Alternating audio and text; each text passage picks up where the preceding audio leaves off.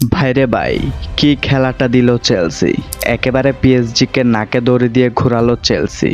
দুর্দান্ত ফর্মে থাকা পিএসজিকে হারিয়ে ইউরোপ শাসনের আগাম বার্তা দিয়ে রাখলেন এনজো মারেস্কার চেলসি। চেলসির ফাইনালের আত্মবিশ্বাসটা তাদেরকে আরও একবার জিতিয়ে দিয়েছে। চেলসি নাকি ফাইনালে গেলে ফাইনাল হারে না, এবং সেই চেলসি সেটা আবার প্রমাণ করে দিল।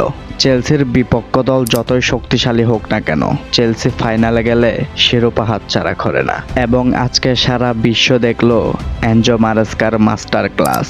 এই ম্যাচে এনজো মারেস্কার ট্যাকটিক্স একেবারে 100-তে 100 কাজ করেছে বলা যায়। এনজো মারেস্কার ট্যাকটিক্সের কাছে যেন উড়ে গিয়েছে পিএসজি। লুইস হেনরিকে ভালো ট্যাকটিক্স দিয়ে দল সাজালেও পিএসজির প্লেয়ারেরা অত্যন্ত বাজে খেলেছে। এবং ইংলিশ মিডফিল্ডার কোল পালমারের কথা না বললেই নয়। কোল পালমারের জোড়া গোলের কারণেই জয় পেয়েছে চেলসি। এই কোল পালমারকেই ম্যানচেস্টার সিটিতে থাকতে বেঞ্চ করে রাখতেন পেপ গার্দিওলা, এবং মাত্র 40 মিলিয়ন ইউরোতে এসে চেলসিতে এসেছিল। এবং সে আজকে মাস্টার ক্লাস পারফরম্যান্স করে বুঝিয়ে দিয়েছে তাকে হারিয়ে কি হারিয়েছে পেপ গার্দিওলা। তার পাশাপাশি কোল পালমারের অ্যাসিস্ট থেকে আরও একটি গোল করেছেন জোয়াও পেদ্রো। খেলা শুরুর প্রথম থেকেই পিএসজিকে চাপে রেখেছিল চেলসি, এবং চেলসির ডিফেন্স ছিল টপ নচ। গোলকিপার ছিল পুরাই আগুন। ম্যাচের মাত্র 7 মিনিটেই একটি দারুণ সুযোগ মিস করে কোল পালমার। তিনি কর্নার বরাবর শট নিলেও সেই বলটি বার পোস্টের বাইরে দিয়ে চলে যায়, এবং গোলের জন্য বেশিক্ষণ ভুগতে হয়নি চেলসিকে। মাত্র 21তম মিনিটে মালো গুস্তোর অ্যাসিস্ট থেকে একটি গোল করে বসলেন কোল পালমার।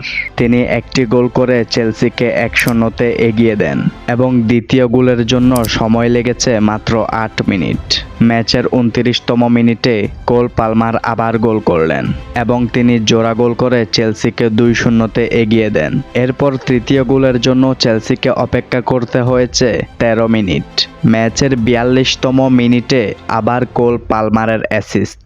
কোল পালমারের অ্যাসিস্ট থেকে গোল করলেন Brazilian wonder kid João Pedro, যিনি সেমিফাইনালে 2 গোল করে চেলসিকে ফাইনালে তুলেছেন, এবং ফাইনালে এসে 1 গোল করে চেলসিকে 3-0-তে এগিয়ে দিয়েছেন। ফুটবল প্রেমীদের জন্য কমপ্লিট প্যাকেজ একটি ম্যাচ ছিল। কি ছিল না এই ম্যাচে! Yellow card, red card, big save, সবকিছু মিলেমিশে যেন এই ম্যাচটি ছিল অসাধারণ। এই ম্যাচটি চেলসির জন্য অসাধারণ ছিল।